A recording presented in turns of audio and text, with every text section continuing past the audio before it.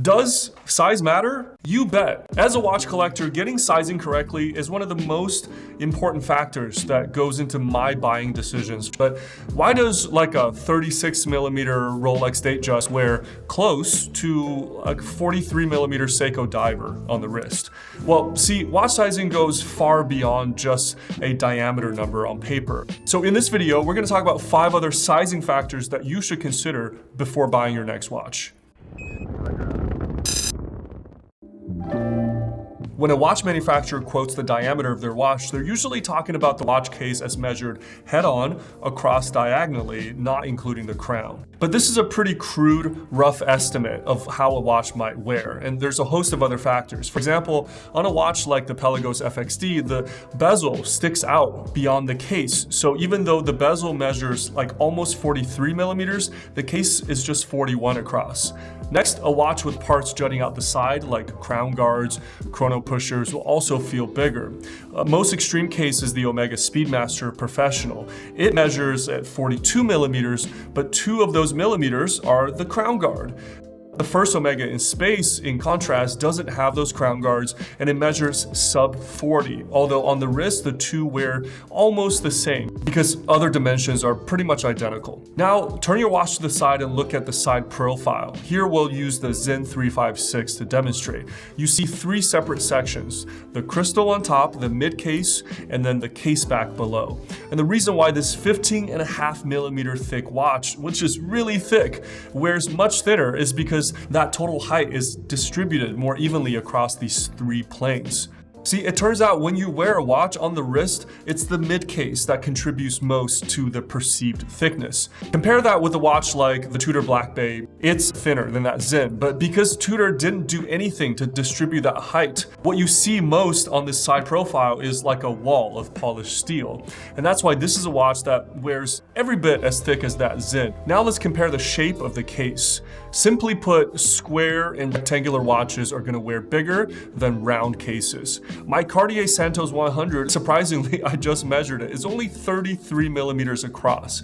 But on the wrist, it wears every bit as big as a 38, 39 millimeter round watch. And that's because corners of a square case extends the watch and doesn't really tuck under sleeves like a round case would. Luckily, the Santos still has a bit of a curve to the case, which helps it to conform to the wrist. This is an even bigger issue with something like the Cartier Tank. That watch is completely flat, and which is why you never want to go too big on a tank.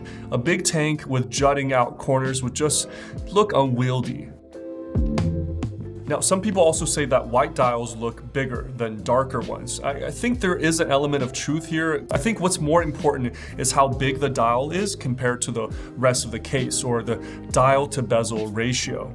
Look at this Seiko SSK GMT. It has a white dial, but a contrasting blue and black bezel. So even at 42.5 millimeters measured, it looks much smaller. Compare that with the 38 millimeter Johannes Max build. This thing is all dial, and which is why I wouldn't want to go any bigger than 38 for my 6.5-inch wrist. You might hear reviewers talk a lot about the lug-to-lug measurement, and this is often a more important measurement than the diameter of a watch. This is measured from one lug end all the way across the watch to the other lug end, and sometimes referred to as the length of a watch. For example, on this SSK GMT, the lug-to-lug is just 46. And for me, a general rule of thumb is that I, on my 6.5-inch wrist, don't buy any watches with lug-to-lug of over 50. Those with bigger wrists might feel different, but at the end of the day, I think it's better for a bigger wrist to wear a smaller watch than for a big watch to overhang a small wrist. While we're here, you might notice that this isn't just any Seiko 5 GMT. This is actually customized by the sponsor of today's video, IFL Watches. So give me a minute to introduce this model that is actually launching today. The artisans at IFL meticulously hand-painted each of these dials. This one is called the Seiko 5 GMT Explorer, and in the spirit of the GMT travel watch, they have illustrated historical trade routes, complete with sailing ships and sea monsters, all painted over a parchment-like backdrop. This is a great kind of lighter dial for summer, and I've always thought the SSK GMTs are like the perfect budget travel watch. They tell me that they're only making 200 of these on a limited run, so if you want something extremely unique, check out the link below to reserve yours. Okay, getting back to lugs, let's take the opposite example. I absolutely love the Nomos Club and its design, but man, those lugs, they're long. The 36mm version has a lug-to-lug of 46. And not only that, you need to consider the angle of the lugs too. Lugs that stick straight out are just harder to contend with. Compare that with the stubby, down-turning lugs of the Panerai Luminor. This is a 44mm watch, but these small lugs allow me to wear this behemoth. What about the shape of the lugs? The Tag Heuer Carrera has these tall, angular, architectural lugs, and they look cool, but definitely make the watch wear bigger. So does the Seiko 44 GS case with their flat, planar surfaces. They extend the case quite a bit visually. My favorite lug execution has got to be the Omega Lyre lugs. With the simple twist of the surfaces, not only are you getting a stylized, interesting design, it effectively rounds out the corner of the lugs, making them much more easy to wear on the wrist. Watch crystals come in many shapes: flat, curved, domed, and more. We already said that the perceived thickness of a watch is mostly about the mid-case, not the crystal. On the wrist, you really don't feel the height of a crystal very much. I find this the most pronounced on box crystals. This is sort of a vintagey design, and this is a trick employed by the VPC. This box sapphire sits completely proud of the case. And it almost looks like, the dial and the hands are housed in the crystal instead of the case, making this watch feel a lot thinner. In contrast, a lot of modern Rolexes use flat sapphires, which then you feel the full height of the watch. Luckily, they are relatively thin watches to begin with. You might not think that a bracelet can have a big effect on watch size, but oh, it does. This is most pronounced in integrated bracelet watches. The 40mm IWC Angenour is by far not the worst offender, but I could barely pull this watch off and found myself adjusting it throughout the day to keep it centered on my wrist. For me, the ideal size of an integrated watch is like this 36mm Brut metric, which feels more like a 38 on the wrist. But why is this? Well, the integrated construction makes the bracelet transition kind of gradually from the case rather than abruptly, making it much wider at its ends. And that's a lot of extra material and feels like it extends the case. Next, look at your end link, the first link off the edge of the case. The construction of this link is critical. On the Speedmaster Broad Arrow, made in the 90s, the original bracelet had what we call male end links, meaning that first link has a center section that is fixed and sticks out. If a watch is right at the verge of wearable, this one thing might push it over the edge.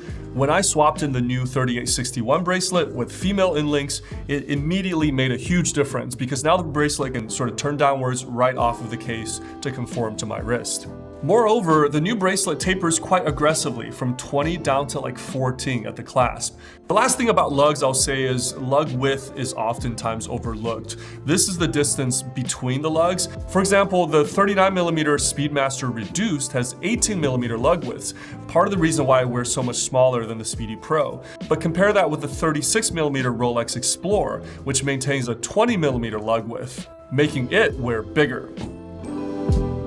With all this talk about size, we need to consider the style of a watch when talking about size as well. It's not a hard and fast rule, but some watches are born big and they should probably stay that way. A rule of thumb for me is the sportier of a watch, the bigger it's allowed to be, especially when we're talking about divers and fliegers. Remember, these watches were born as professional instruments made for legibility. So an IWC Big Pilot is allowed to be 43mm, and the Rolex Deep Sea is allowed to be, like 17mm thick. On the other hand, dress watches should be small. A small Cartier will always look classier than a big honking Cartier because they're supposed to be accent pieces, elegant things there to complement you instead of being conspicuous. So hopefully you'll use some of this knowledge in your next watch purchase. If I've missed any details, come chat with us on the new Anachronist Discord channel. The invite is in the description. And also don't forget to check out IFL's new Seiko Explorer. All right, guys, cheers.